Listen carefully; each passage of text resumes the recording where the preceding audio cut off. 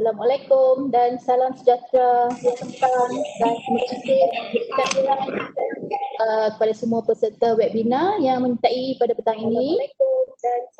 Terlebih dahulu saya ingin memperkenalkan diri saya. Saya Nur Husaina binti Mat Husin, Inspektor silap pula, jawatan sebagai pegawai teknologi maklumat daripada bahagian infrastruktur UiTM Sarawak Pulau Pinang Capital Pematang Pauh sebagai moderator anda pada hari ini. Untuk makluman, webinar ini disiar secara langsung melalui live streaming Facebook bahagian infrastruktur UiTM Sarawak Pulau Pinang juga. Okay. Sedikit promosi berkaitan dengan infrastruktur webinar 2020. Program webinar ini mula diadakan di 1 September hingga 31 Disember sebagai salah satu inisiatif perancangan strategik ICT UiTM di bawah projek ICT Roadshow. Panjang tahun 2019, beberapa program ICT seperti Persatuan ICT, Hari ICT dan banyak lagi yang telah berjaya dirancang dan dilaksanakan, dan ada inisiatif yang lebih menarik yang akan datang pada tahun 2021.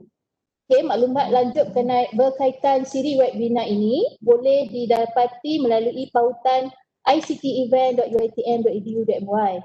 Okay. Untuk makluman, beberapa siri webinar telah pun diadakan oleh Jabatan Infrastruktur, Pejabat Pengurusan Infrastruktur dan Infrastruktur UiTM Shah Alam dan juga beberapa cawangan yang lain. Okay, sekarang giliran kami daripada bahagian infrastruktur UiTM Cawangan Pulau Pinang Kampus Pematang Pauh untuk menganjurkan siri webinar pada kali ini.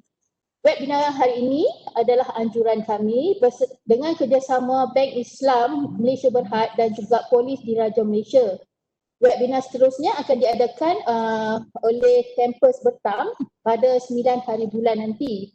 Okay, hari ini kita akan dengarkan webinar bertajuk Penyangak Cyber dan Scammer Jangan Jadi Mangsa. Pengkongsian sedikit maklumat daripada Bank Islam.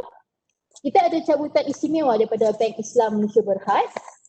Kita ada kuis Kahoot daripada UiTM sendiri dengan hadiah yang berupa voucher kepada 10 pemenang bernilai. Okey, bernilai tu kita rahsiakan dulu amount dia berapa. Kiranya pemenang akan dapat hadiah di tangan masing-masing lah, and then baru tahu nilai sebenar berapa hadiah yang dapat. Okey, soalan kuis Kahoot berdasarkan slide oleh penceramah. So diharap semua peserta dapat memberi tumpuan kepada pengkongsian yang akan disampaikan oleh beliau. Okay, sedikit latar belakang penceramah kita pada hari ini ialah Inspektor Syafiqah binti Syolihuddin, Pegawai Penyiasat Jenayah Telekomunikasi, Bahagian Siasatan Jenayah Cyber dan Multimedia Bukit Aman. Beliau berasal daripada Sungai Petani Kedah, memiliki ijazah dalam Sains Komputer Sistem dan Rangkaian dari Universiti Malaysia Pahang dan mempunyai pengalaman bekerja sebagai jurutera IT selama lebih kurang 3 tahun sebelum berkhidmat sebagai pegawai kanan polis pada tahun 2015. Beliau berpengalaman menjadi pengawal penyiasat jenayah komersial di Subang Jaya selama 2 tahun dan kemudiannya berkhidmat sebagai pegawai penyiasat jenayah telekomunikasi di Jabatan Siasatan Jenayah Komersial Bukit Aman pada 2018 hingga kini. Tanpa membuang masa lagi, kita ingin menjemput Inspektor Syafiqah untuk berkongsi maklumat dan pengalaman beliau. Apa khabar Inspektor Syafiqah? Mungkin suara apa? Clear, tak clear? Apa khabar Inspektor Syafiqah? Alhamdulillah sihat. Okey, like clear, video clear semua ya? Saya clear. Okey, semua mesti dah tak sabar nak mendengar pengkongsian dan pengalaman daripada Inspektor Syafiqah dalam jenayah cyber. Seperti yang terbaru yang sedang viral di media sosial sekarang ni, contoh Macau scam kan yang dikaitkan dengan artis tempatan. Okay, Inspektor dipersilakan dengan pengkongsian dan pengalaman Inspektor, dipersilakan. Okay, terima kasih kepada moderator kita Puan Husaina. Terima kasih juga kepada pihak penganjur lah, Bank Islam dan juga UiTM kerana menjemput kami pihak PDRM untuk berkongsi info dan maklumat lah tentang jenayah cyber yang terkini. Okey, jadi telah diperkenalkan tadi oleh moderator, saya Inspektor Syafiqah dari bahagian jenayah cyber and multimedia lah. Fokus saya memang macam moderator tanya tadi, kes Makau, memang di sini saya ni bertugas untuk memerhati ataupun memantau lah kes Makau-Makau scam ni. Jadi saya akan berkongsi sedikit tentang pengalaman lah dan juga experience saya sepanjang 5 tahun ni bergelar IO, pegawai penyiasat.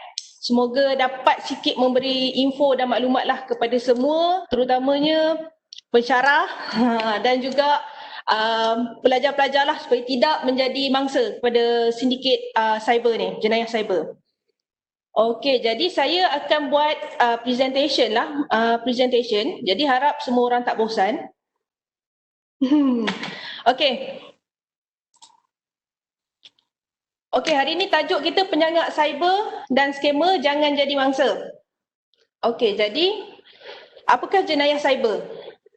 Jenayah cyber ni kita ada ialah jenayah komputer, terdiri pada unsur penipuan, kerosakan, pengubahsuaian program, data, kecurian maklumat. Dalam bahasa Inggeris kita tahulah phishing, kita tahu kita tahu orang hijack kita punya komputer, itu antara semua orang yang tahulah. Tapi dalam jenayah cyber di Bukit Aman ni, antara jenayah-jenayah yang kita siasat, ialah ini, Makau scam, love atau parcel scam, tipu atas talian, BEC dan juga sextortion. Tapi dalam tempoh 1 jam ni saya tak rasa saya boleh cover semua kes-kes ni. Jadi saya akan ambil yang paling mana yang paling dekat dengan masyarakat, yang paling banyak menjadi mangsa, yang paling mudah untuk kita menjadi mangsa. Okey, jadi saya akan kongsikan sedikit tips lah dan juga macam mana modus operandi. Okey, ni kita tengok. Kalau kita Google saja, kita akan nampak pensyarah mangsa scam. Kita akan nampak betapa banyaknya artikel yang menceritakan tentang pensyarah yang telah menjadi ini. Saya fokus pada pensyarah ataupun pegawai bank sebab audien kita saya tahu banyak daripada UiTM dan juga penganjur kita adalah pegawai daripada Bank Islam lah. Jadi kita nak tunjuk betapa orang bank sendiri pun boleh menjadi mangsa pada skamer ni. Walaupun dia bekerja seharian dengan duit ataupun terdedah dengan ni lah penipuan. Jadi okey, pensyarah, jangan kata orang yang kena tipu ni adalah golongan-golongan yang tidak berpengetahuan ataupun kurang pendidikan dan sebagainya. Sebab kebanyakannya masa kini kita punya mangsa terdiri daripada golongan-golongan profesional seperti doktor ada, jururawat ada, pensyarah pun ada. Jadi kita semua kena tahulah, ya. Okey, jadi saya tunjuk daripada untuk statistik daripada untuk tahun 2020 daripada Januari hingga September, ya, kita tengok ni media sosial 233 ACAM ni ialah kes yang melibatkan sextortion lah, ugutan melibatkan video-video lucah dan sebagainya mengandungi bahan lucah, antaranya banyak 37 kes untuk 9 bulan ni lah. Yang paling tinggi kes tentunya telecommunication fraud iaitu Makau scam. Ini adalah jenayah Makau scam di mana sebanyak dalam tempoh 9 bulan ni saja ada 4,764 report. Dalam sehari boleh kata ada 14 report, ya, mangsa. Kerugian melibatkan 232 juta. Baru 9 bulan ni, belum cukup 1 tahun. Okey, jadi yang kedua tertinggi belian online iaitu 4,618 sebanyak 33 juta. Love parcel scam ni ada 1,000 lah. Ini antara yang benda yang saya nak highlight sebab mangsa kes ni boleh dikatakan setiap hari ada tanpa gagal. Jadi dalam 9 bulan ni kerugian menyeluruh kita ada 332 juta melibatkan jenayah cyber dan sebanyak 11,000 kes, 264. Jadi tinggi, ya, kes ni jenayah cyber sebab ialah kita tahu zaman sekarang ni kita banyak menggunakan gadget dan juga online. Jadi banyaklah mangsa, ya. Okey, jadi saya tunjukkan dalam tempoh 5 tahun, graf dalam tempoh 5 tahun ni. Kita tengok 5 tahun dari bulan Januari hingga September, memang kes untuk e-dagang dan juga telecommunication fraud iaitu Makau scam memang meningkat, ya. Daripada tahun lepas kita tengok untuk e-dagang hanya ada dalam 2,000 lebih, sekarang tengok dah 4,000 untuk tahun ni dalam tempoh 9 bulan, ya. 9 bulan selepas, tahun lepas dan 9 bulan sekarang. Naik mendadak, ya. Mungkin sebab masa PKP hari tu semua orang duduk rumah, semua beli online, lepas tu banyak yang kena tipu juga, mungkinlah antara salah satu faktor lah. Okey, saya teruslah kepada Makau scam. ataupun orang ramai juga tak tahu itu Macau Scam, kita cakap phone scam lah supaya lebih familiar kepada semua orang. Okey, Macau Scam ni saya akan terangkan lebih detail sikit lah, sebab walaupun pelbagai cara dah kita guna ataupun iklan dah kita buat, tapi boleh dikatakan setiap hari report tu ada belas-belas ya, sehingga boleh cecah 30 sehari report mangsa yang kena tipu dengan Macau Scam ni. Jadi saya akan terangkan satu persatu dan saya harap perkongsian ni dapat dikongsi dan diberitahulah kepada semua. Sebab Macau Scam ni dia tak ada spesifik orang. Dia semua orang boleh jadi mangsa. Modus operandi dia ialah memperdaya mangsa dengan penyamaran sebagai pihak berkuasa atau institusi kewangan sehingga mangsa ni diserahkan duit. Okey, apakah penyamaran-penyamaran yang diorang selalu lakukan? Ada jadi pegawai polis yang selalunya, jadi pegawai SPRM, LHDN, pegawai bank tu dah biasalah. Sekarang ni yang paling tahun ni yang paling banyak yang recently lah, yang sekarang ni pejabat kurier jadi pos laju Malaysia. Ini ada, saya akan terangkan sikit kejap lagi apa yang menyebabkan mangsa ni terpedaya lah dengan penyamaran-penyamaran ini. Okey, modus operandi yang umum lah saya akan terangkan sikit, yang general. Okey, suspek yang pertama ni akan menghubungi mangsa menggunakan nombor spoofing. Apa itu nombor spoofing? Nombor spoofing ni ialah nombor telefon yang telah diubah suai menggunakan VoIP ya. Dia boleh jadikan bila kita terima panggilan tu, kita akan terima panggilan seakan-akan nombor balai polis, nombor bank negara dan sebagainya. Yang bijaknya sindiket ni selalunya bila menghubungi dia akan cakap cuba cek Google, betul tak nombor ni? Kita ni kebiasaan kita tak tengok dah yang depan, kita akan tengok yang belakang saja. Padahal yang depan tu dia akan jadi +88, +87, +8 ni, baru nombor belakang tu 0362222. Untuk Malaysia kita kena ingat yang depan tu ialah +60. Jadi Macau Scam ni dia kebanyakan bila guna spoofing dia akan jadi nombor pelik di hadapan tu. Jadi kalau boleh saya nasihatkan jangan angkat dan jangan layan ya. Kalau nombor pelik-pelik yang keluar yang panjang-panjang tu tak payah angkat. Cancelkan je terus. Okey, bila dia guna nombor spoofing ni, mulalah dia menyamar jadi pegawai mahkamah, jadi pegawai kurier, syarikat, jadi polis. Kemudian dia akan cakap lah, kata kami semak encik ni ada terlibat dengan kes-kes ni, tapi saya akan serahkan kepada pihak pegawai atasan untuk semak lebih lanjut. Apa kes cik ni dah minta IC apa semua ni. Jadi panggilan disambungkan kepada orang lain. Selalunya yang peliknya daripada pos laju terus transfer kepada polis. Sebenarnya kita dalam Malaysia ni kita tak ada sistem yang macam tu. Jabatan lain boleh transfer ke jabatan lain, syarikat boleh transfer kepada bank negara, tak boleh ya. Dia semua asing-asing. Jadi tapi tetap masih ada mangsa yang menjadi mangsa lah untuk kes macam ni. Jadi mangsa pun akan ditakutkan lah dengan mengugut bahawa mangsa ni akan ditangkap selalunya. Selalunya yang kedua layer, suspek kedua ni selalunya ialah polis lah. Dia akan cakap, dia akan takutkan mangsa ni. Kita ada orang tangkap, cik kena tangkap sebab cik dah terlibat dengan kes dadah, cik dah terlibat dengan kes langgar lari. Jadi mangsa ni akan rasa takut. Jadi dia akan ikut semua arahan.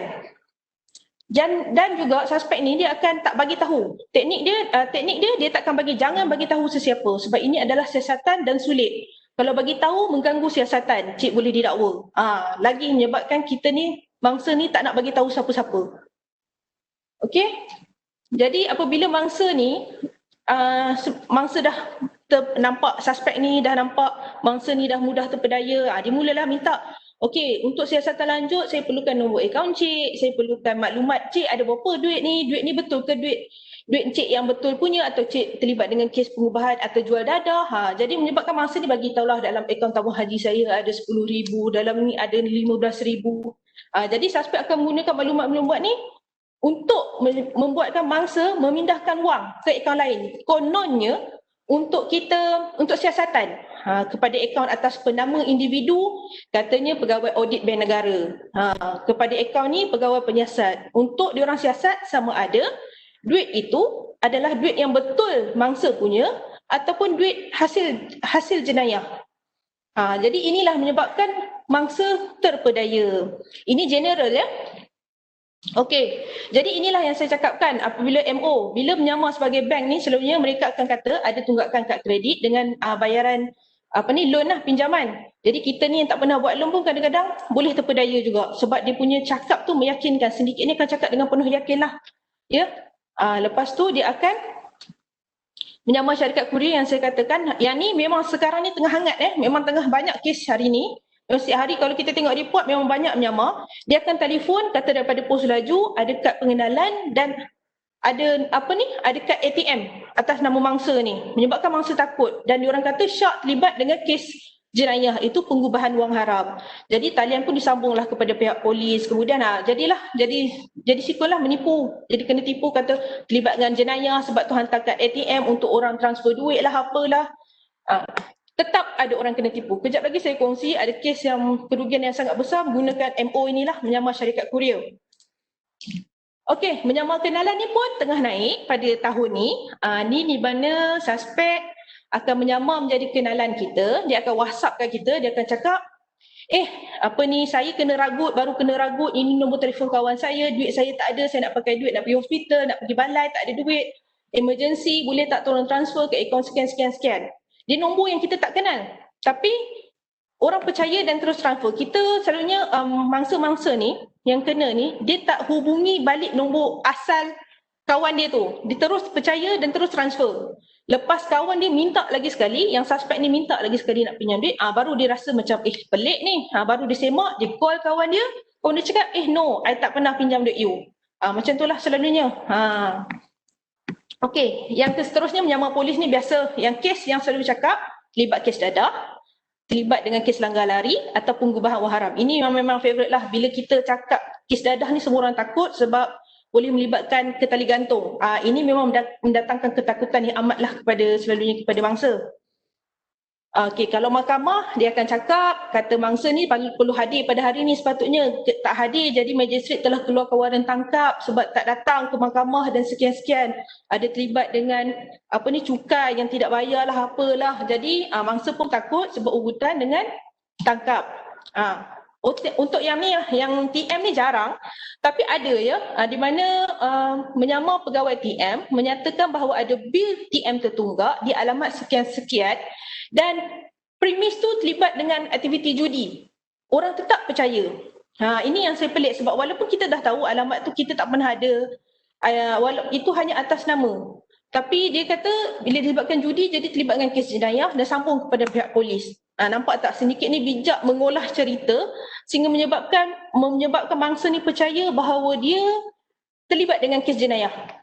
Jadi kebanyakannya macam saya cakap tadi lah, suspek nombor 2 yang sambung tu ialah pihak polis lalu menggertak mangsa lah. Okey, ini yang saya nak kongsikan contoh kes. Ini contoh kes yang memang saya siasat.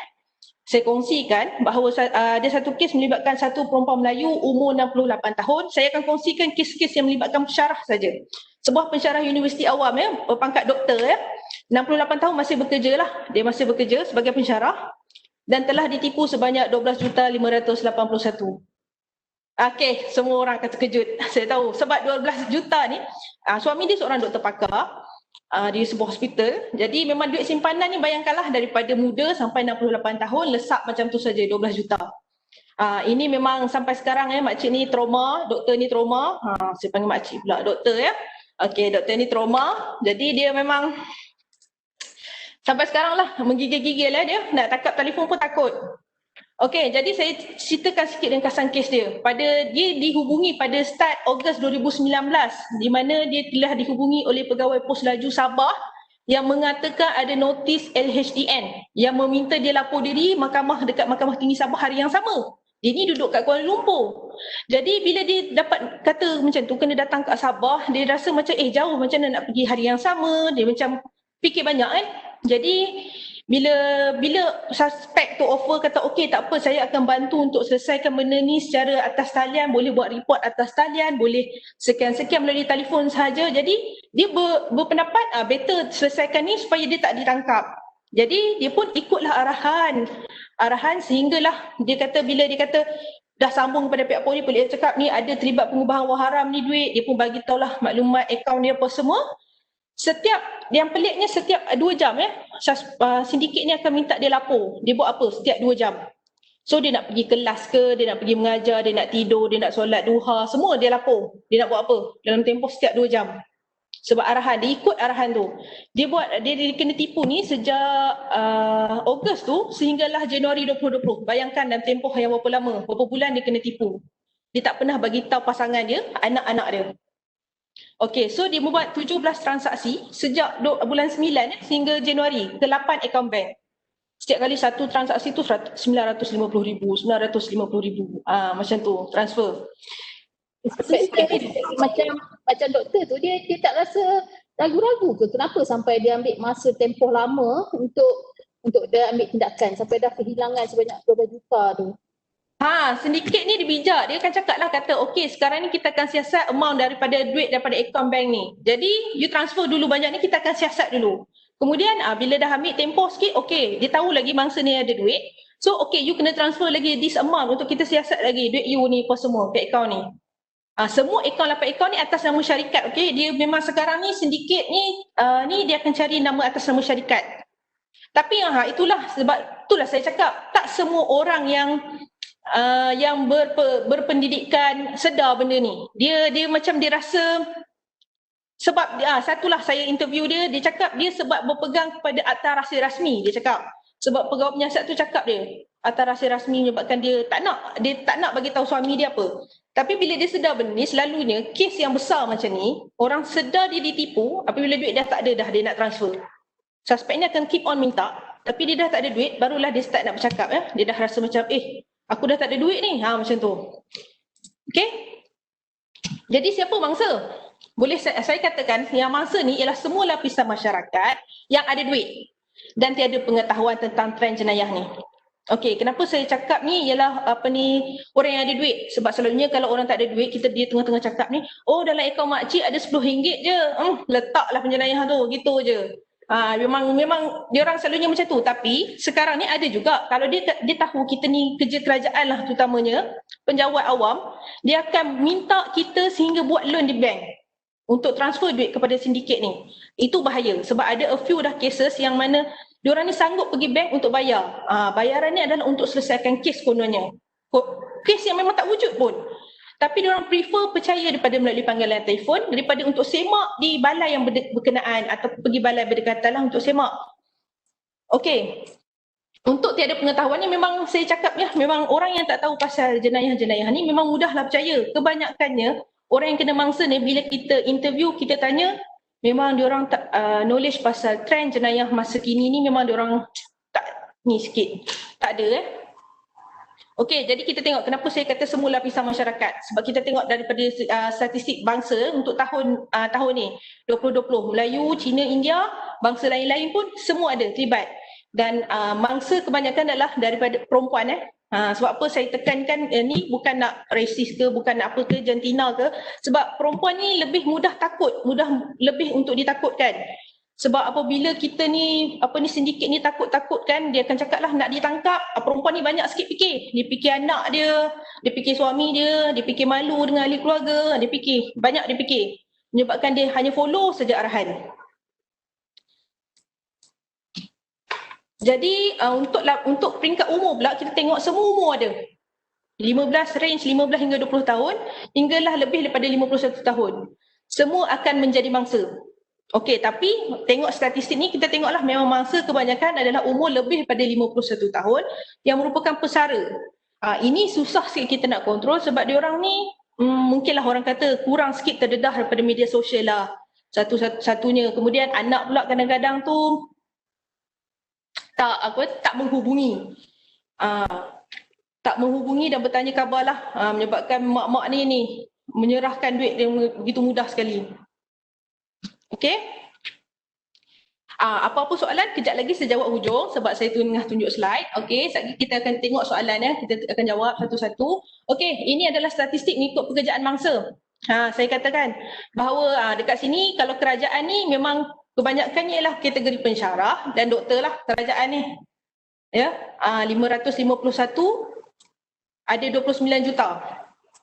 Ini adalah kategori. Guru pun ada 134. Kebanyakannya swasta lah, swasta ni kerja pelbagai lah, macam-macam kerja ada.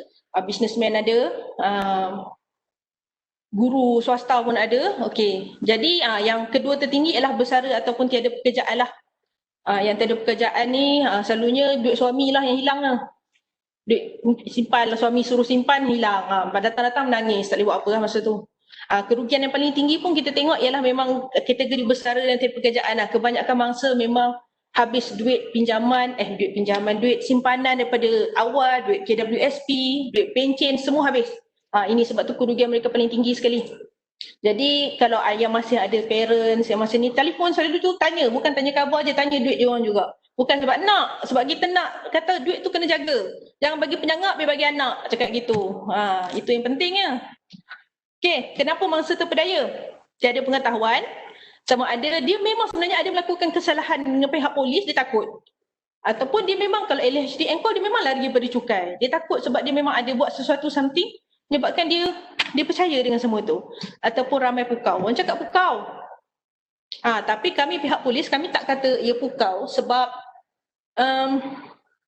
sebenarnya ia lebih datang kepada menakutkan lah. Kalau pukau ni dia bukan tak sedar, sebenarnya dia sedar. Cuma dia memilih untuk tidak bercerita pada orang. Sebab ketakutan yang melampau. Kalau kita interview semua mangsa-mangsa pun, kita akan tengok diorang ni takut. Takut nak bagi tahu husband. Bila dah bagi tahu, husband marah kan, duit dah tak ada. Kena marah. Okey, inilah saya tunjuk macam gambar ni. Kita tunjuk kenapa mangsa terpedaya. Dia banyak what if ke how, kalau kena tangkap macam mana. Kalau ni anak-anak macam mana, ahli keluarga macam mana, malu dengan rakan-rakan sekerja kalau kena tangkap.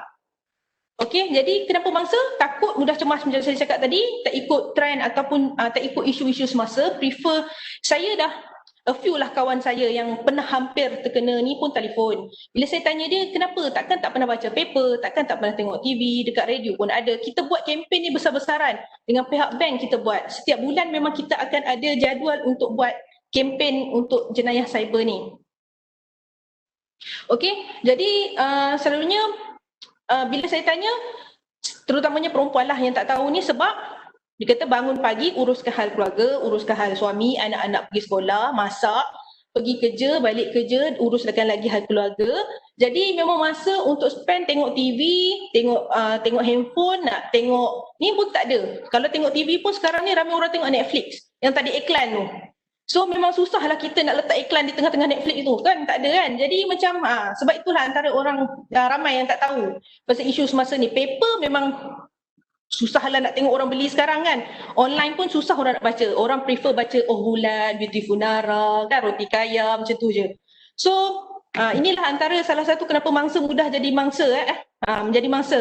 Lepas tu diorang tidak akan maklumkan keluarga dan bertanya pada pihak berkaitan. Diorang prefer percaya pada panggilan telefon, padahal kadang-kadang balai polis tu sebelah rumah je. Tapi diorang prefer tak pergi bertanya sebab diorang takut once diorang pergi balai, diorang kena tangkap as per dia yang bercakap dalam telefon tu. Menyebabkan diorang tak nak pergi dan diorang rasa tak ada masa untuk pergi bank dan tanya betul ke saya ada hutang kat kredit.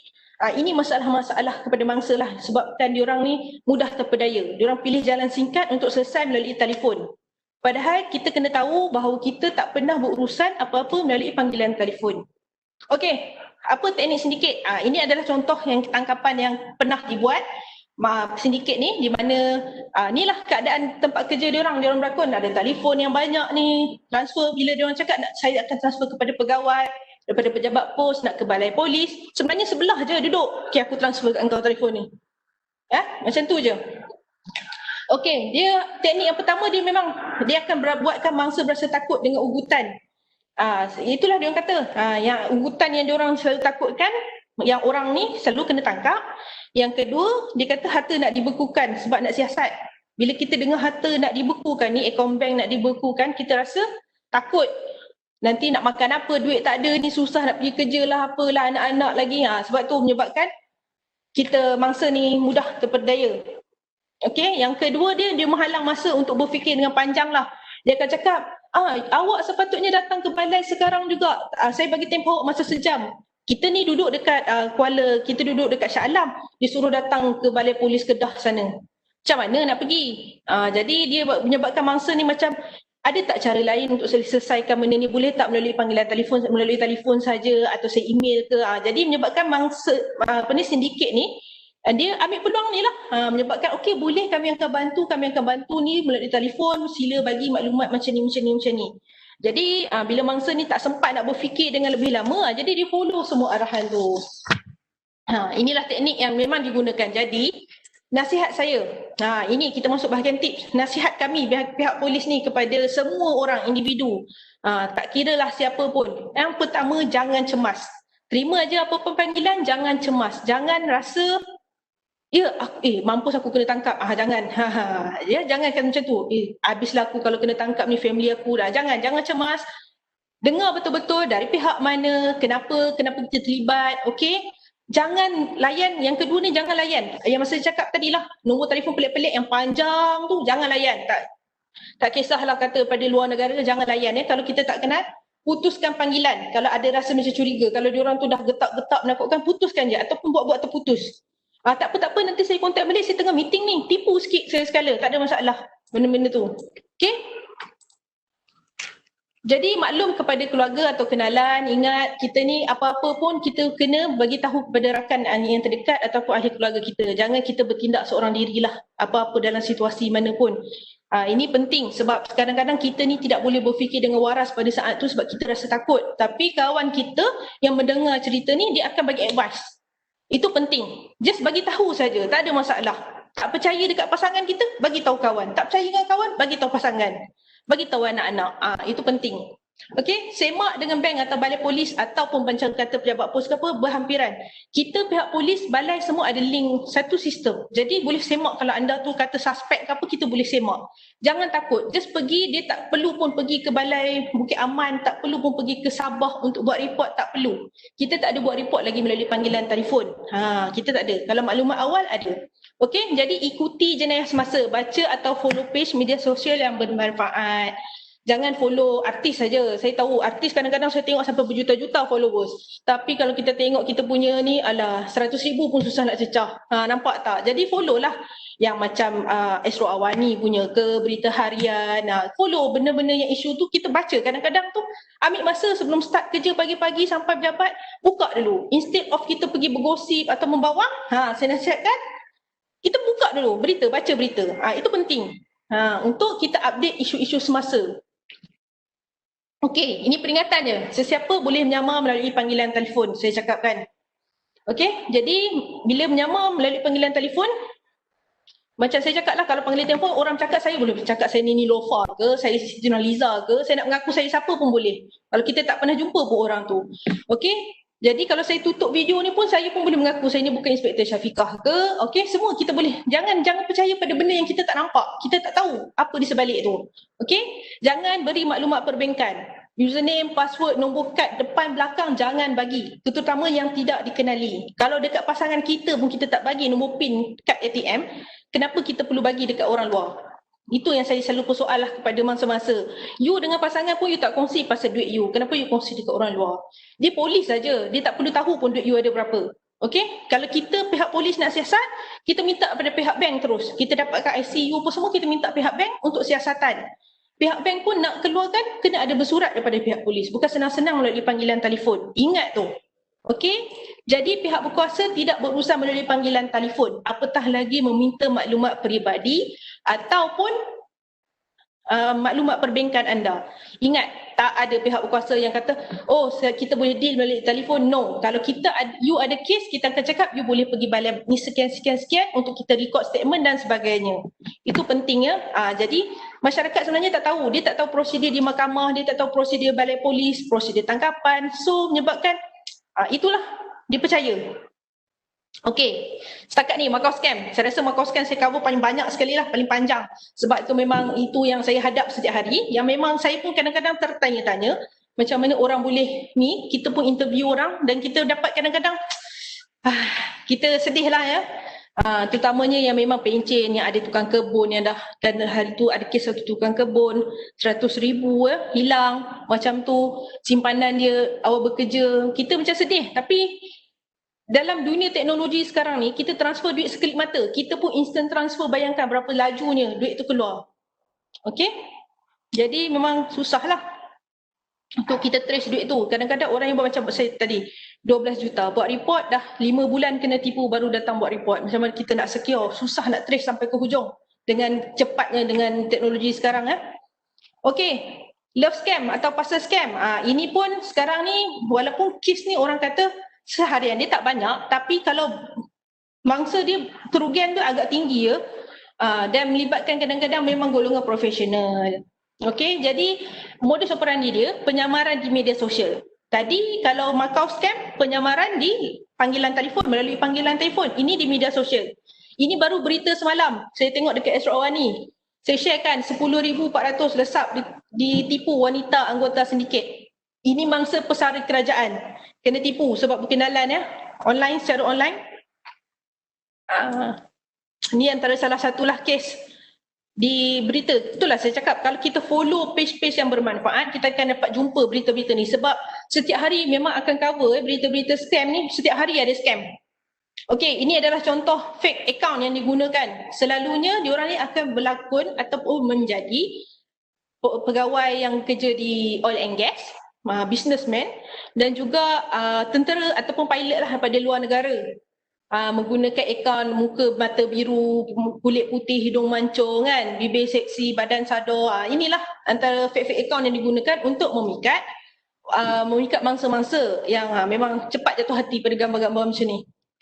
Okey, untuk modus operandi secara generalnya saya akan terangkan suspek dan mangsa. Suspek guna akaun profil palsu, berkenalan. Okey, untuk love scam ni dia sabar. Sindiket ni sabar orangnya. Diorang berkenalan tu sehingga berbulan-bulan. Kadang-kadang tu dalam sebulan tu tak ada apa, just hi, morning, setiap hari good night, I miss you. Ni lah cakap benda-benda yang sweet lah. Tanya dah makan ke, pergi kerja macam mana, how's your day today, macam tu. Dia memang sangat sweet untuk ni. Sampai kadang-kadang ada yang dah bertahun-tahun baru orang ni minta duit. Lepas tu mulalah bila dah berkenalan dah ni, suspek ni pun cakap, I sukalah kawan dengan you, I minat lah dengan ni, I nak bagi you hadiah salam perkenalan daripada US, I nak bagi you MacBook, I nak bagi you Apple, I nak bagi you jersey, kasut, handbag, brand. Kita ni kadang-kadang rasa, seronoknya dapat barang mahal tu kalau beli kat sini, so kat sana mesti lagi murah, I suka apa semua tu. Ada yang janji nak bagi duit dan juga barang kemas pun ada. Okay? Jadi kemudian suspek ni pun dia akanlah bagi gambar. Dia bagi gambar, okey ni package you, ni alamat you dengan alamat lah edited punya ya selalunya.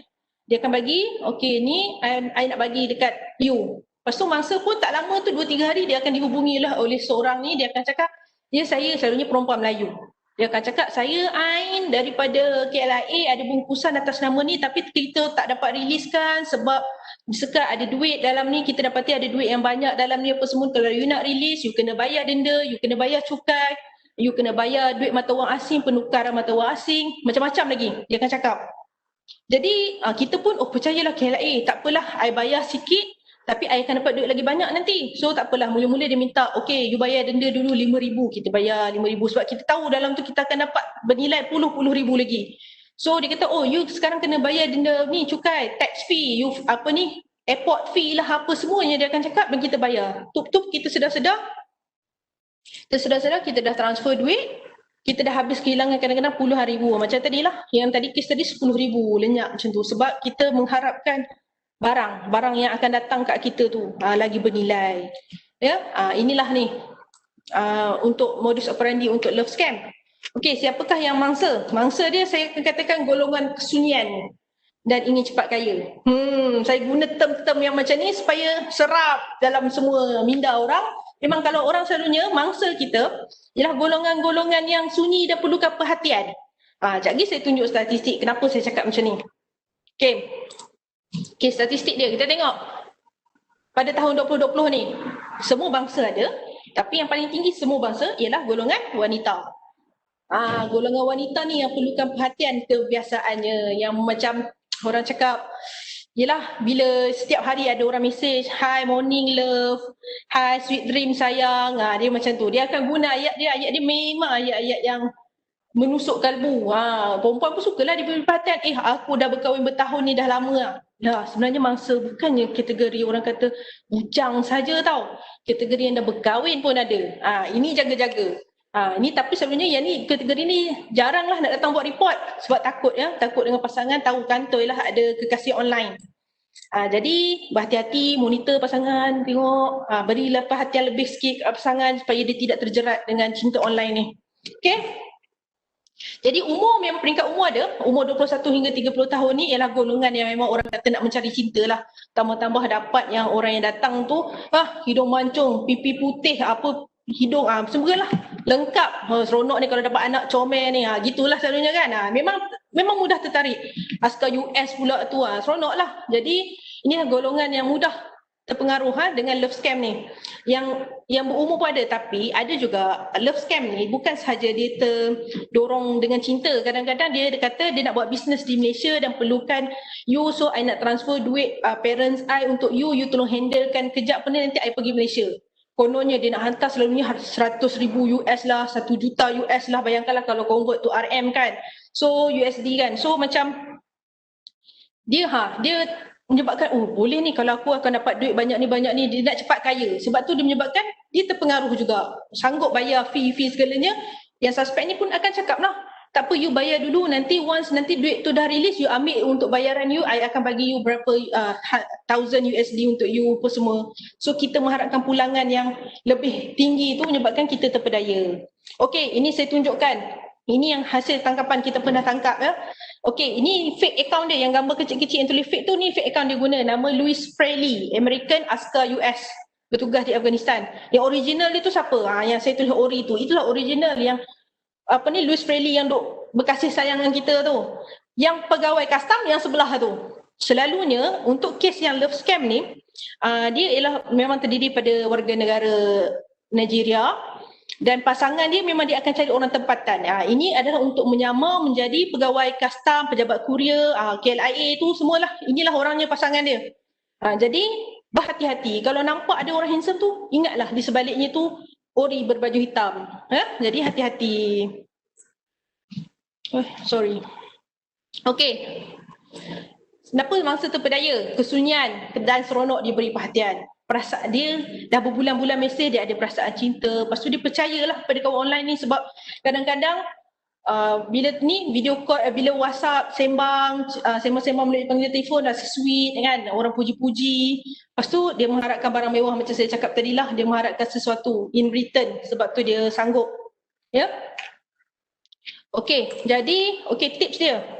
Jangan mudah percaya individu atas talian yang tak pernah berjumpa. Macam saya cakap tadi, pupuk sikap curiga dan berhati-hati.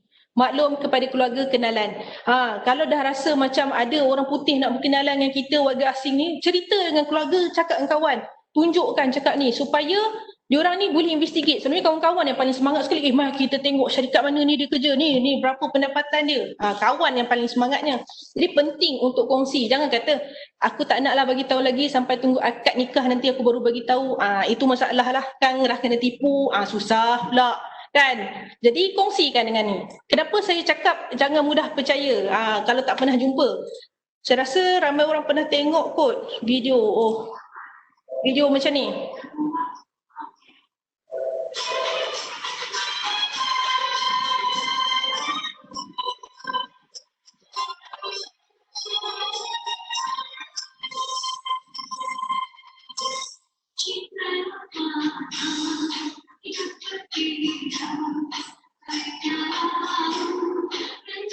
Okey, kenapa saya tunjuk video ni? Video TikTok. Saya pula yang TikTok juga kadang-kadang. Video TikTok ni tengok dia daripada muka biasa dia boleh tukar jadi Siti Nurhaliza. Kalau kita cari dekat online tu pun make up fake apa semua tu, dari video filter tu sendiri, kamera filter tu, kita video call pun kita rasa cantik. Padahal di sebaliknya tu, saya tak boleh nak kongsi pula dia punya video. Saya tak sempat nak cari. Tapi kalau kita cari tu kat YouTube kita boleh tengok. Daripada muka bulat boleh jadi runcing. Jadi siapa tahu kalau dia cakap di Siti Nurhaliza kan. Jadi sebab itulah saya cakap jangan percaya. Siapa-siapa pun boleh menyamar. Itu penting. Okey, jadi saya kongsikan lagi satu kes melibatkan pensyarah di mana satu perempuan Melayu umur 60 tahun, bujang merupakan pensyarah kanan dari sebuah universiti. Ini universiti awam juga, terlibat dengan kes love scam. Kerugian RM384,000. Ya, di mana macam samalah dia berkenalan pada Jun, lepas tu melalui kawan nama Ahmad bin Dola, bekerja di Madrid, lepas tu bertukar pada WhatsApp, dah jatuh hati nak bagi hadiah berupa beg tangan, kasut, laptop, sampailah ejen telefon dia buat transaksi tanpa sedar ya. Dalam tempoh 1 bulan dia buat transaksi 26 transaksi ke 7 akaun. Bayangkan 26 transfer. Dan sebab dia mengharapkan barang-barang tu datang, ada barang kemas, ada barang-barang mewah. Jadi disebabkan sayang tu juga umur 60 tahun dan masih belum berkahwin, mungkin dia mengharapkan ini adalah jodoh dia tapi Rupanya tidak. Itu tak apalah. Susah nak cakap pasal jodoh ni. Okey, jadi okey. Yang ketiga, ini saya buat ringkas-ringkas saja. Tipu atas talian ni kita ada beberapa yang tipu yang popular lah saya highlightkan. Yang pertama e-belian. E-belian ni kita dah tahu dah, beli barang online, beli, bayar, tak dapat. Itu dari segi kita sebagai customer. Tapi kalau kita sebagai seller pun ataupun penjual, kita pun ada potensi untuk ditipu. Ya, di mana ada satu kes ni, contohlah saya ni ada buka ada bilik nak buat sewakan, saya pun buatlah iklan. Bila iklan pasal ada orang WhatsApp cakap, oh I'm from London, I would like to live, sewa you punya rent your bilik lah. So saya nak bayar 1 tahun terus. So dia pun cakap lah, okay I transfer your money, sekian, dia kata dia transfer. And then dia bagilah resit, dia tunjuk resit. Kita pun check, duit tak masuk lagi. Dia tahu, oh I salah transfer lah. Lebih, boleh tak you return balik ke I 3,000 yang lebih tu. So kita pun, duit tak masuk lagi, macam mana nak return. Lepas tu dia cakap, tak apa, you return dulu, proses dah ambil masa 3 hari. Lepas 3 hari duit tu confirm masuk. Kita pun apa lagi, transfer dulu 3,000 sebab dia kata I urgent nak pakai duit ni lah, nak travel lah, apalah semua. Kita dah transfer, tuk-tuk lepas 3 hari duit tak masuk juga. Rupanya resit tu ialah satu resit yang mungkin dia ubah swipe, ataupun dalam resit tu dia tak boleh complete tau. Dia hanya tulis macam, dia tak tulis successful, dia hanya tulis macam pending payment lah macam tu. Kita tak alert benda-benda tu. Menyebabkan seller ni sendiri kerugian. Kita nak jual barang, kita yang keluarkan duit pun ada. Okay, so hati-hati kepada yang nak jual ataupun beli. Okay, statistik yang untuk kita tengok media sosial yang buat iklan yang ramai banyak kena tipu, ialah banyaknya Facebook ya, mudah dah turun daripada tahun lepas sebenarnya. Okay, kalau Facebook ni kita tahulah dia bukan, orang kata kita tak boleh kontrol siapa-siapa boleh create account, nak menyamar, nak jual apa, dia boleh ni. So nasihat saya, berhati-hatilah menggunakan platform untuk jual beli online ni. Itu je saya boleh nasihat. Okay, teknik untuk orang jual ni, scammer ni, sebenarnya dia akan jual harga yang lebih murah daripada harga pasaran. Lepas tu dia akan bersungguh-sungguh, ni cakap kat masa ni, bang ni last item bang, kalau abang tak beli sekarang ramai lagi yang tanya, saya akan jual barang ni, siapa yang bayar deposit dulu, saya akan ni. Dia akan desak kita supaya kita macam, aku nak barang ni lagi murah. So, tak apalah saya bayar dulu. Menyebabkan kita jadi mangsa lah, selalunya dia akan offer barang tu murah lah. Menyebabkan lepas tu semualah servis baiklah, nanti saya akan hantar depan rumah abang lah, apalah, kalau defect boleh pulang balik lah apa. Dia bagi benda-benda yang menyenangkan hati kita tu, bagus ni, seller ni. Tu menyebabkan kita menjadi mangsa. Okay, tip dia, elakkan tawaran too good to be true. Kalau dekat pasaran jual 1,500, dekat kita dia boleh jual 900, kita kena query dah. Barang tu rosak ke? Kita kena tanya, barang tu dia barang curi ke? Kita kena tanya benda-benda tu penting. Sebab supaya kita tak jadi mangsa lah. Beli di platform yang boleh dipercayai, dah banyak dah platform. Jadi kita pergi yang platform-platform yang boleh dipercayai dan semak review. Kalau penting tu kita tengok, kalau komen tu dia block, dia tutup. So elakkan, bagi saya lah, kalau saya pun beli online, saya elakkan benda tu. Sebab mungkin ada orang komen, scammer, tipu, penipu. Dia dah block sebab tu kita tak boleh tengok review tu. So penting komen tu juga penting. Okay, ni antara yang popular juga, pinjaman tak wujud. Saya rasa saya ada masa lagi ke? Ada lagi masa? Okay. Boleh teruskan? Okay, boleh teruskan. Okay, untuk pinjaman tak wujud ni, memperdaya mangsa dengan menawarkan pinjaman mudah lah melalui media sosial. Okay, untuk modus operandi dia iklankan pinjaman ni melalui media sosial.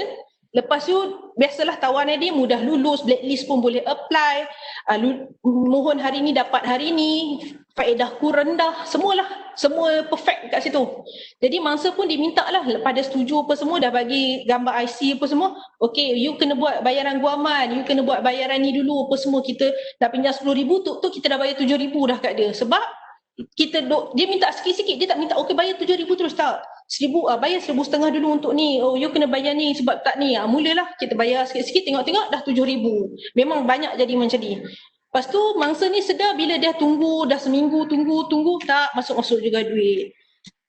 Jadi saya nak kongsi sikit info tentang pemberi pinjam wang ni, yang kita sudah tengok iklanan banyak pemberi pinjam wang ni. Pemberi pinjam wang yang iklan-iklan besar di kedai ni semuanya berlesen, perlu ada lesen. Lepas tu semua transaksi dia perlu dijalankan di premis itu. Dia tak boleh pergi, kita jumpa kat MACD lah, you sign dokumen kat MACD. No. You kena pergi premis dia, you kena berurusan di situ. Apa serah dokumen ke apa, semua di premis tu supaya you tahu alamat syarikat tu di mana. Dan dia perlu paparkan lesen dia dekat tempat yang dia boleh nampak. bukan bawah meja ke, bukan bawah kursi, no. Dia perlu papan. So you masuk kedai tu, you boleh nampak lesen dia tu. Contoh lesen dia ialah, ini contoh lesen dia. Lesen ni yang perlu, dekat situ ada nombor lesen, ada tarikh dia untuk dia valid lagi ke tak, sebab dia kena renew setiap tahun. So memang kena berurusan kat situ, jangan berurusan di MACD, jangan berurusan di tepi jalan, no. Okay, jadi kalau you nampak ni ataupun dia bagi secara online, okay, I punya ni berdaftar, dia bagi macam ni contohnya daripada bank negara. Tak, sebab yang pemberi pinjam wang dia hanya KPKT saja yang keluarkan, lesen bukan daripada bank negara. Okay, kenapa saya tekankan benda ni? Sebab you tengok, kalau you cari je, Google je ataupun dekat Facebook cari je, loan mudah lulus. Kat sini iklan-iklan dia. Yang buat dia paling penting tu dia tunjuk situ. Mempunyai office tetap yang berdaftar sah dengan Kementerian Perumahan, KPKT. Dia akan kat situ. Mulalah bagi mohon hari ni, lulus hari ni, dapat duit hari ni. Ni urgent nak guna cash 500 hingga 30k, bantu mudah. Kalau kerja sebulan pun boleh, tak ada masalah. Bayangkan dia punya syarat tu mudah. Selalunya yang terdorong untuk buat pinjaman ni ialah orang bisnes-bisnes kecil yang memang yang dah kena blacklist, nak pakai duit urgent. Inilah golongan-golongan dia. Kenapa saya kongsikan maklumat tentang lesen dan juga pemberi pinjam wang ni? Sebab kalau dia declare dia ada office yang berdaftar, sepatutnya dia dalam akta pemberi pinjam wang ni section 11 ada menyatakan tentang iklan. Setiap iklan yang diorang paparkan secara online ke ataupun printed ke, diorang kena tunjukkan nombor lesen diorang. Diorang kena tunjukkan permit iklan, sebab iklan ni kena apply permit walaupun online. So diorang kena tunjuk nama, alamat, nombor telefon, nama pejabat lah, dan kadar faedah yang ditawarkan. Kalau iklan yang kita tengok online tu memang tak adalah semua ni. So jangan percaya. Dia mungkin boleh jadi alung. Alung bahaya boleh jadi alung ataupun memang untuk tipu. Jadi pastikan kalau nak beri ni, pergi premis tersebut sebab diorang berdaftar. Ini antara yang maklumat lah, saya sharekan maklumat sedikit sebab ramai tak tahu. Dia cakap macam mana nak tahu dia tu alung ke bukan alung? Sebab pemberi pinjam wang dia takkan call you, dia takkan okay kita jumpa tepi jalan and kita sign kat rumah you ke, no. You kena pergi syarikat dia, you kena tengok alamat dia. Itu yang ni, sebab dia orang pun tertakluk ada faedah-faedah dia. Tak ada yang orang kata boleh bayar murah lah apalah, no. No such thing. Okay, so siapa mangsa pemberi pinjam wang ni? Saya tengok, okay, kita tengok orang kerajaan lah, 246 orang dalam kes untuk tahun ni, melibatkan 1 juta kerugian. Jadi bahaya. Memang ada, kerajaan pun ada, pelajar pun ada nak pinjam. Jadi elakkanlah diri jadi dari kena tipu. So peringkat umur macam biasa, peringkat umur yang muda-muda ni, saya pun tak pasti kenapa yang muda ni perlukan duit yang banyak. Mungkin dengan tahun ni kita memang ada masalah, swasta paling tinggi tahun ni, kita ramai ni berhentikan kerja, mungkinlah salah satu faktor lah. Kerugian banyaklah, 48 juta keseluruhan untuk 9 bulan ni. Okey, yang ni yang popular juga, ni kalangan orang muda, banyak student pun kena juga. Ini tipu pelaburan, saya tengok kadang-kadang usia baru 20 lebih dah nak melabur. Memperdaya mangsa menawarkan pelaburan secara online. Kita tengok BNM pun dah ada 77 syarikat pelaburan tidak sah. Dia penting. Ni penting sebab memang ini kes ni kerugian dia taklah besar. Sebab dia tengok dekat Facebook, ada pelaburan yang bagus, untung. Jadi saya nak nasihatkan kita, kalau you tengok TV sebelum-sebelum ni, kita ada keluarkan tips TIPU. Tipu. Apa itu TIPU? Untuk memang tips untuk pelaburan. Tidak akan rugi. Indah khabar dari rupa, peluang hanya sekali, untung besar. Selalunya penipuan pelaburan ni dia akan cakap, you kalau you labur ni you takkan rugi punya, you untung 1 minggu sekejap saja you bayar ini 1 minggu 100,000, minggu depan you dapat 2 kali ganda, 3 kali ganda, you takkan rugi, ini bisnes bagus punya. Macam itulah dia punya janji. So ingat tips ni, dia kata takkan rugi. Setiap pelaburan tak mungkin. Okay, jadi sebelum apa-apa join pelaburan, semak dulu lesen pelaburan tu dengan pihak bank negara. Sebab untuk pelaburan, bank negara yang akan keluarkan lesen ni. Jadi bank negara sering menyerulah, dia pun selalu buat iklan-iklan. Dia menyeru, dia kata, better call BNM Telelink kami ni, kami akan bantu 1-300-88-5465. Atau email kepada diorang, tanya dulu, betul tak syarikat ni? Kadang-kadang diorang ni suka attack, ialah warga tua yang diorang tahu ada pencen dan boleh ni melabur nak gandakan nanti masa tua lagi, perlukan yang ada KWSP. Jadi call dahulu, semak dahulu. Dekat laman web BNM pun saya tengok, diorang akan keluarkan list nama syarikat-syarikat yang disyakim menjalankan pelaburan yang haram lah, yang tidak sah. Jadi kalau dia tunjuk lesen SSM, no, bukan lesen SSM. SSM ni siapa-siapa boleh daftar, saya pun boleh daftar. Kita lesen pelaburan atau untuk terima deposit daripada orang ramai. Jadi semak tu dulu. Okey. Oh, kenapa saya punya ejaan jadi macam tu? Okey. Tiada pelaburan yang tidak akan rugi. Untung besar, cepat dan mudah. You join kawan you jual nasi pisang goreng pun dia kemungkinan akan berlaku kerugian juga. You kena ingat benda tu. Tak ada yang you labur confirm pisang dia akan jual habis dan saya akan untung dalam masa sehari. No. Selalunya perjanjian yang tipu pelaburan ni untung dalam 2-3 hari. Dia kata 2-3 hari you boleh untung. Tak boleh. Tu tipu. Okey, yang ni yang saya nak highlight dah. Ini bukan cyber tapi ini umum, general untuk jenayah komersial. Saya sangat risau pasal benda ni sebab ini melibatkan kebanyakan ialah pelajar. Pelajar banyak menjadi mangsa kedai akaun. Saya tak pasti sama ada semua orang dah tahu pasal kedai akaun, tapi kedai akaun ni ialah orang yang menyerahkan ataupun sewakan kad. Kebanyakan pelajar semua perlukan duit. Saya tahu yang diorang serahkan ni, diorang sewakan sebab percaya bagi kat kawan, kata kawan nak pakai untuk pinjam dan sebagainya. Saya nasihatkan jangan sesekali kongsi kad ATM atau bank untuk digunakan oleh orang lain. Saya pernah tangkap kes di mana orang ni kawan dia kata mak dia nak masukkan duit. So kawan ni pun bagilah pinjam kad dia pada ni. Tolong keluarkan duit sekian-sekian amount. Nah ni duit mak kau bagi. Rupa-rupanya bila kita siasat akaun dia ni, akaun si A yang pemilik akaun ni terlibat dengan kes tipu. Rupanya kawan dia tu buat tipu online. Kata nak jual handphone apa semua. Tak bagi pun handphone tu. So saya terpaksalah tangkap kawan ini dulu untuk dapat yang B ni. Nampak tak? Betapa orang kata bahayanya. Kadang-kadang kawan tu kawan baik ya. Sedih kawan dia ni. Dah kena tangkap dulu barulah macam mana. Tu kalau ada bukti nak sabitkan yang B. Kalau tak ada bukti nak sabitkan B, A lah terpaksa tanggung sebab akaun bank dia. Okey? Jadi siapa mangsa? Pelajar, suri rumah, tak bekerja, penagih dadah. Ini memang kedai akaun. Sebab semua kategori ni kebanyakannya perlukan duit yang mudah dan cepat. Ada yang bagi duit tu dapat bayaran bulan-bulannya, ada sampai hingga 2,000 sebulan pun ada. Sebab sekarang ni pihak bank pun dimaklumkan dah buat inilah kawalan ketat lah. Kalau ada kes saja kita akan buat sekatan lah terhadap akaun bank. Okey, jadi kita tengok Kereta Akhbar, penuntut, suri rumah, pesara, mudah akaun kedai, dari Sabah kena jadi kedai akaun dipenjara dan didenda. Ya, memang kita ambil serius lah benda ni. Sebab selagi tak ada akaun yang digunakan untuk jenayah, saya rasa jenayah ni mungkin boleh berkurang lah sebab sedikit tak ada tempat nak parking duit. Okay, so tips saya senang saja, jangan serahkan ke ATM pada orang.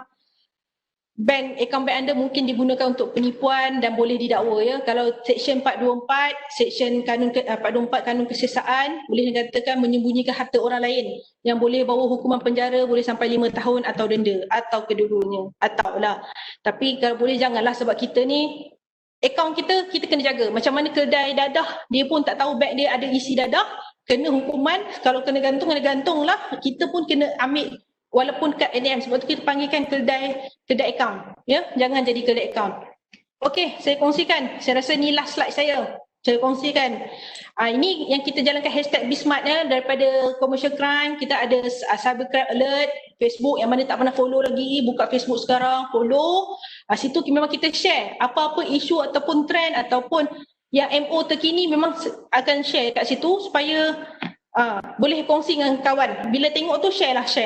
Kita akan share keratan-keratan akhbar untuk jenayah. Lepas tu CCID info line ni adalah WhatsApp saja. Jangan call, jangan video call. Tak ada siapa nak angkat.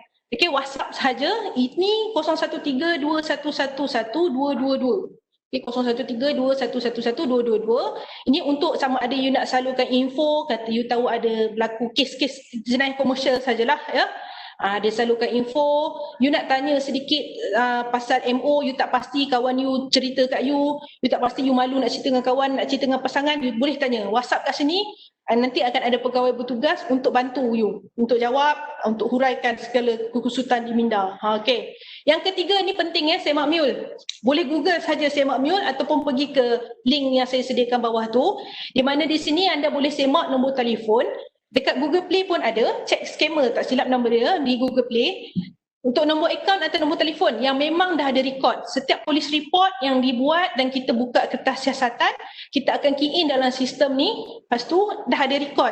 Supaya sebelum you buat transaksi belian online, you beli kat WhatsApp, orang bagi nombor akaun transfer. You pergi dulu semak mule, you masukkan nombor akaun, you check sama ada dah ada report polis atau tidak. Termasuk juga nombor telefon kita akan masukkan.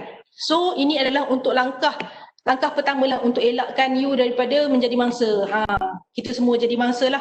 Saya pun kadang-kadang kalau ni semak dulu. Kadang-kadang mungkin tak ada rekod sebab nombor akaun baru, tapi langkah awal kita boleh semak dulu. Itu saja saya rasa perkongsian saya pada hari ini. Harap-harap dapatlah memberi manfaat dan juga sedikit info dan tips pada semua.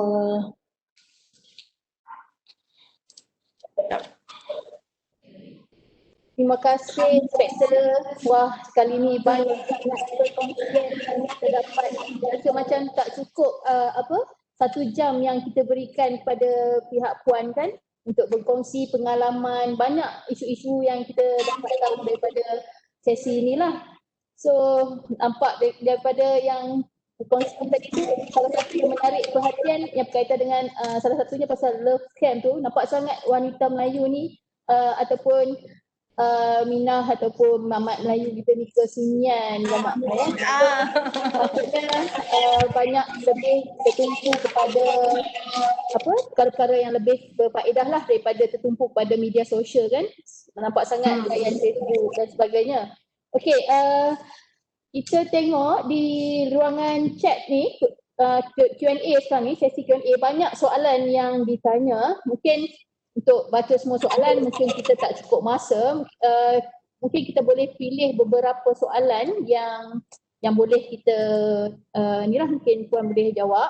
Antara soalannya ada yang berkaitan dengan CCID tadi tu, Dia tanya berapa kekerapan pihak PDRM untuk kemaskini nombor telefon scammer ni dalam sistem? Setiap hari. Setiap hari, okey. Setiap hari ada je report masuk, kita akan memang key in on the spot. Okey. Dan lagi ada soalan berkaitan dengan Macau scam ni, tanya kenapa dipanggil Macau scam? Adakah dimulai daripada Macau ke? Dia sejarah sebelum saya jadi polis lagi Macau tu, sebab dia dulu memang dia penipuan yang memang daripada Macau lah, awal-awal dulu, kemudian dia memang berkembang, seluruh dunia pun dah ada. So sekarang ni kita sebenarnya taklah guna Macau ni, kita dah guna impersonation fraud ataupun phone scam lah untuk orang lebih faham. Dia dulu memang awal-awal tu Macau lah, pada Macau. Okay, soalan seterusnya dia tanya, biasanya pihak bank akan curi jika terdapat transaksi dalam jumlah yang besar.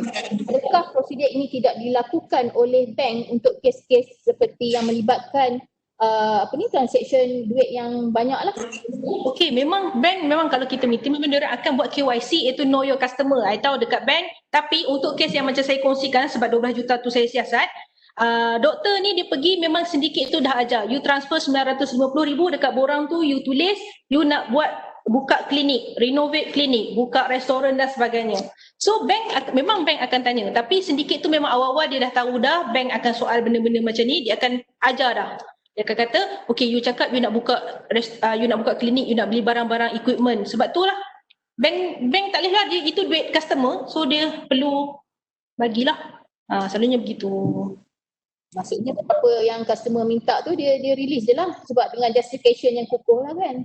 Sebab kalau I pernah pun juga buat transfer yang besar, so memang dia akan tanya betul ke ni transfer ni tahu tak akaun ni siapa punya apa semua, dia akan tanyalah juga a few. Tapi kalau kita sendiri yang tidak jujur dengan pihak bank tu, kita percaya lagi kepada sindiket yang ajar kita untuk menipu tu, so sepatutnya kita sebagai ni kita kena sedarlah pihak polis yang ajar untuk kita menipu untuk buat transfer duit. Sepatutnya benda tu patut ada curiga dalam diri kita tu. Bank dia tak boleh tahu kita cakap jujur atau tak. So selagi bank dah tanya, you boleh jawab. Saya rasa pihak bank boleh jawab, bank Islam kot. Lebih arif kot. Okay, macam kes-kes yang berkaitan dengan melalui phone call ni kan, adakah melibatkan pukau melalui telefon sampai terpedaya lah dengan panggilan telefon Saya boleh katakan tidak pukau ni, sebab kalau pukau boleh dikatakan kita ni semua orang yang dia telefon pukau. Macam saya sendirilah, saya pun sentiasa dihubungi semenjak sebelum saya jadi polis, sehinggalah sekarang jadi polis pun orang call. Jadi kalau nak kata ilmu di dada tu banyak untuk tahu pasal pukau ni tak, tapi sebenarnya kita kena tahu bahawa dia jangan rasa takut sangat. Saya pernah sebelum saya jadi polis lah, masa baru bekerja, orang call minta maklumat kad ATM saya, nombor. Saya terdetik. Bila saya nak baca kan, saya terdetik. Kenapa aku perlu bagi kau orang bank, kau patut tahu dah maklumat ni. Kau ada dah serta-serta maklumat, dan ini maklumat dan kita tahu nombor 3 di belakang adalah nombor rahsia yang tak perlu didedahkan kepada sesiapa. Kita perlu tahu knowledge tu. Jadi kepada orang yang tidak ada knowledge yang macam ni, yang berasa takut dan cemas, memang mudah terpedaya. Saya tak rasakan pukau. Sebab dia lebih kepada mendatangkan ketakutan dan cemas lah kepada mangsa. Okay, soalan seterusnya di chat room, nak jadi pada duit-duit yang telah di scam, adakah dapat balik? Bagaimana? Kalau tak dapat balik, kenapa? Macam saya cakap tadi lah, sebab macam kita cuba yang siasat, kalau kes yang besar-besar ni ada yang dapat tu amount pun dah tak banyak lah. Itu yang kita berjaya sekat. Kebanyakan mangsa yang kerugian besar ni, dia buat report setelah 2-3 bulan kemudian dia ditipu, baru dia buat report. Dia baru bercerita dengan ahli keluarga dia setelah dia dah tak ada duit. Jadi duit tu memang susah. Macam saya cakap, kalau transfer, satu hari boleh transfer 10,000 maksimum. 10,000 transfer. So 30,000 boleh tambah limit. Jadi sangat cepat sekarang ni transfer out, dan keluar pun sangat cepat. So nak kata secure ke, kebanyakannya memang tak dapat diselamatkan. Itu saya boleh cakap. Kita buat 2 soalan lagi lah ya. Okey, bagaimana dengan harta skamer yang dirampas? Harta skamer yang dirampas, kita selalunya kalau melibatkan sindiket lah, yang betul-betul kita dapat sindiket calling center, kita dapat sindiket yang besar, kita memang akan masukkan dalam AMLA lah.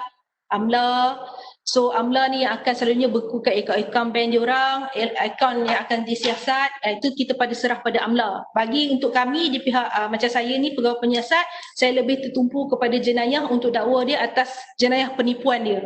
Tapi kalau untuk kes harta-harta yang dirampas, ini kita selalunya serahkan kepada AMLA untuk buat pembekuan dan pulang balik kepada negara, macam itulah. Soalan terakhir lah Kak ya. Tanya bagaimana setiap data di Malaysia dia dilindungi. Jadi kita boleh leak maklumat peribadi kita lah, macam nama, alamat, nombor telefon, dan kadang nombor telefon parents kita di kampung ke kan, boleh juga leak. Sedangkan itulah benda tu dah di bawah akta kan, tapi masih lagi berlaku kebocoran maklumat. Kebocoran maklumat ni pun kita pun kadang-kadang masih tertanya siapakah dalang dan sebaliknya. Kita tahu, okey, dalam setiap organisasi kita, walaupun kita ada PDPA dan sebagainya, setiap organisasi tu pasti ada dalang. Pasti ada orang yang sanggup untuk cari duit tepi. Kita kena percaya benda tu. Dan kita sedang mencari lagi dalang yang sanggup menjual maklumat. Sebab kita pun tahu, kita banyak daftar. Kita daftar kad kredit, kita daftar untuk Unify ke, kita daftar internet, telefon. Semua kita daftar tu, kita tak tahu sama ada orang tu ialah orang yang bertanggungjawab ataupun tidak.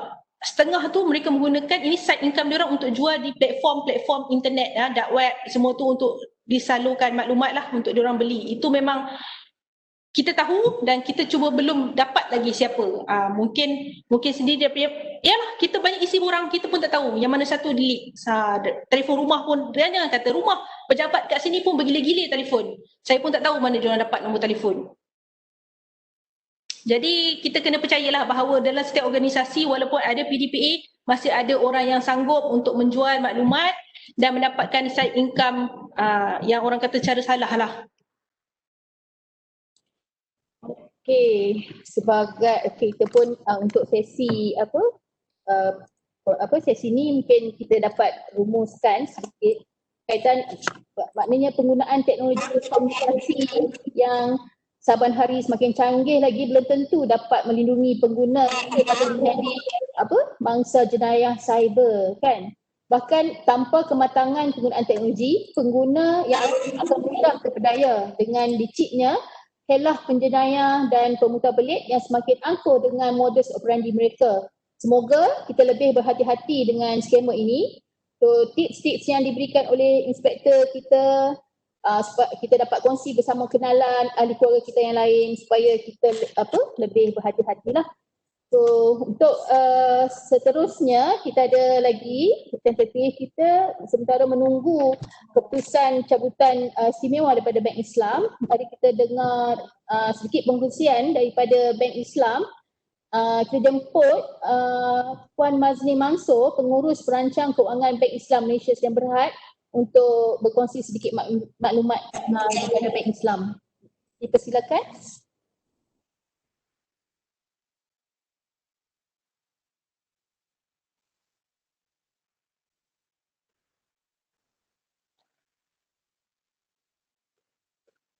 I rasa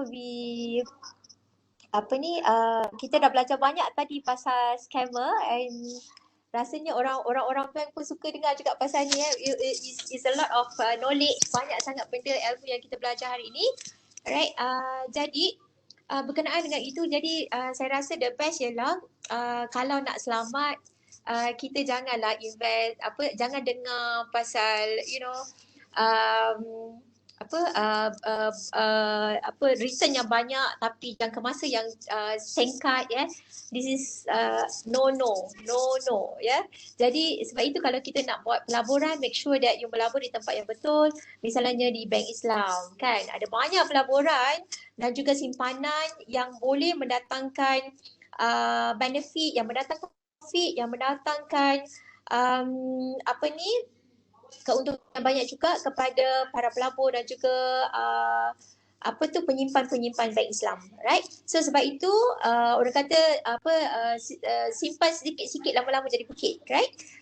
So we have that kind of saving plan, also pelaburan di bank Islam, right? And then tapi yang penting sekali ialah, especially bila zaman-zaman COVID ni kan, nak melabur dengan cara yang banyak tak boleh. So what you need to do ialah simpanlah sikit-sikit. Misalnya kita ada Al-Afa account kan, and then tapi yang penting sekali pada saya ialah dekat bank Islam kita ada pakar-pakar yang boleh tolong you untuk structurekan you punya keuangan, right? So you boleh datang ke Bank Islam untuk kita structurekan keuangan you, right? Semua tu free saja kita bagi ya. Kalau you pergi dekat financial planner dekat luar, it will be costly for you, tapi dekat Bank Islam kita bagi free service so that you boleh structure your account. You boleh jadi kita akan advise you what to do, right? Selain daripada you buat debt consolidation, you boleh juga buat investment, right? Kita ada juga misalnya kita boleh, sebab when you talk about retirement ya, retirement is no joke ya. So walaupun kadang-kadang you are dekat UiTM, I know that there's a lot of pensyarah yang boleh advise you in terms of marketing, in terms of investment.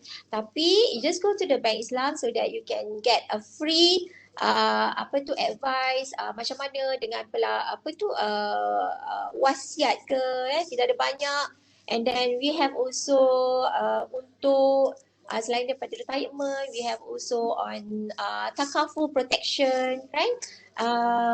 Bias tapi ada something for you guys out there. Yeah. So hopefully ramai-ramai lah pergi ke Bank Islam and do something for yourself. It's free, advice pun free. Alright. And then make sure that you get a right things, especially on your punya investment. Tak ada investment yang you akan dapat return yang banyak dalam masa yang sekejap, right? But in Bank Islam we have a few global investment which is bagi return yang banyak, tapi you kena jangka masa yang panjang. Jangka masa yang panjang There's no 3-4 bulan, it should be 3 years and above, right? So itu saja sedikit pengisian daripada saya. So daripada Bank Islam, and insyaAllah ada a few of you yang akan dapat sekejap lagi ganjaran-ganjaran yang menarik daripada Bank Islam, daripada Head Office Bank Islam. Alright, thank you. Terima kasih Puan Mazni atas perkongsian daripada Bank Islam. Okay. Seterusnya kita dah boleh nampak senarai pemenang cabutan hadiah istimewa daripada Bank Islam Malaysia Berhad. Kita akan kongsi di ruangan chat ya. Terima kasih pada Bank Islam kerana adakan hadiah jabatan istimewa. Okey, seterusnya sesi kita adalah quiz Kahoot ya. So link akan diberikan melalui chat box dan komen Facebook. So peserta perlu daftar nombor handphone dalam ruangan nickname. Jangan letak nama sebab nanti kita tak tahu siapa. So letak handphone supaya senang kita nak hubungi para pemenang dan pastikan nombor telefon yang betul dan boleh dihubungi, okey?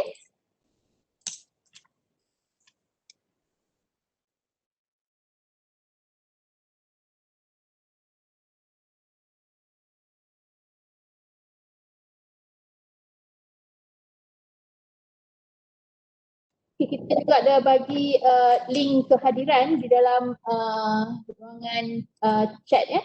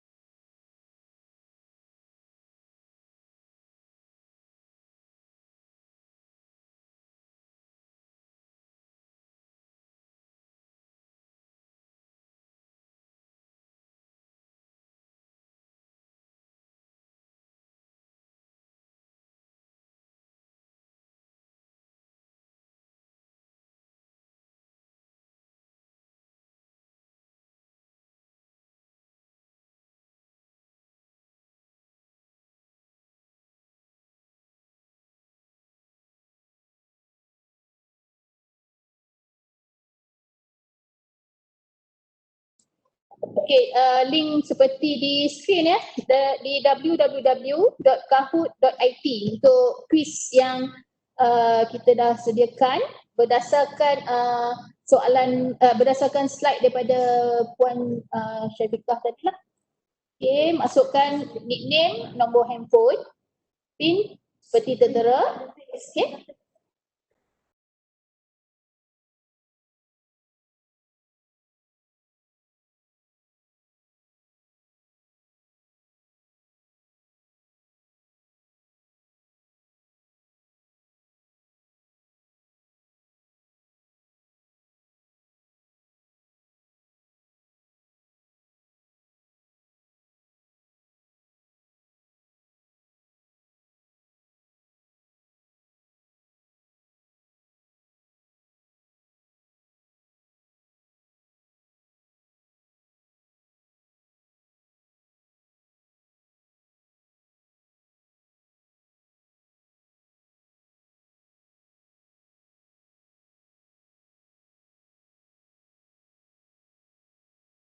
Masukkan nombor telefon ya. Okey, kita dah nampak ramai dah masuk dalam site.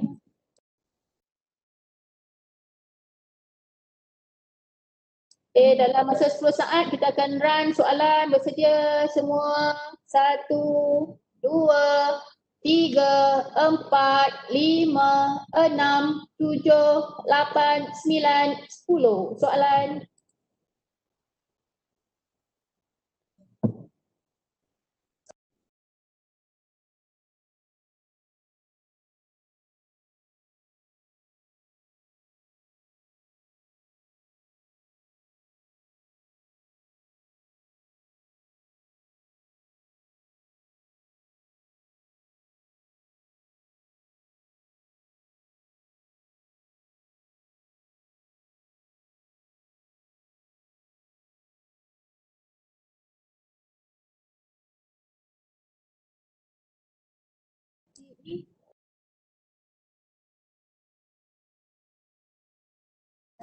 Okey, soalan kedua, webinar ini, tak sempat. Webinar ini menggunakan aplikasi apa?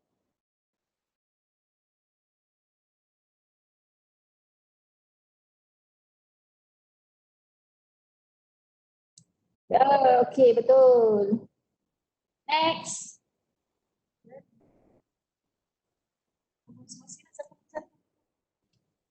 Webinar ini adalah kerjasama bahagian infrastruktur dengan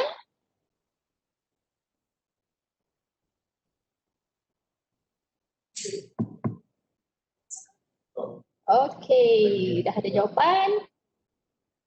Soalan ketiga. Keempat, sorry. Apakah jawatan Inspektor Syafiqah di Bukit Aman?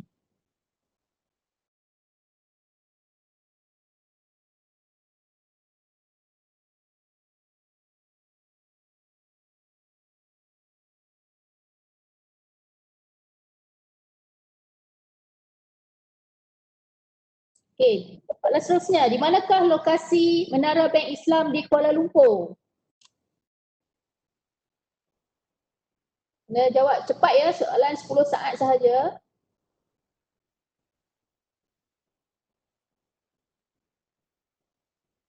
Okey. Soalan seterusnya, pada tahun bila Bank Islam mula beroperasi?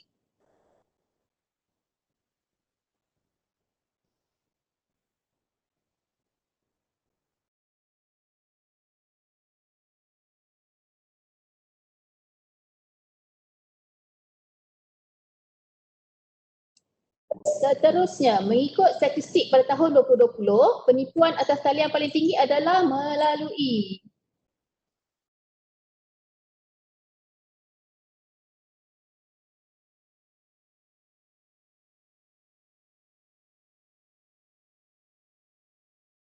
okey. Soalan seterusnya, pemberi pinjaman wang perlu mempunyai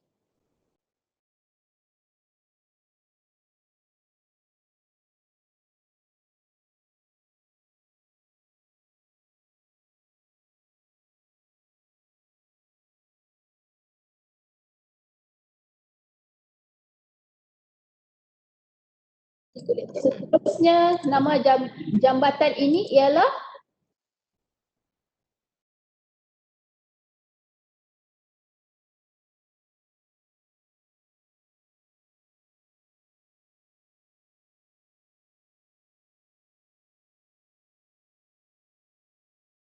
soalan terakhir, yang manakah antara berikut merupakan jenayah cyber?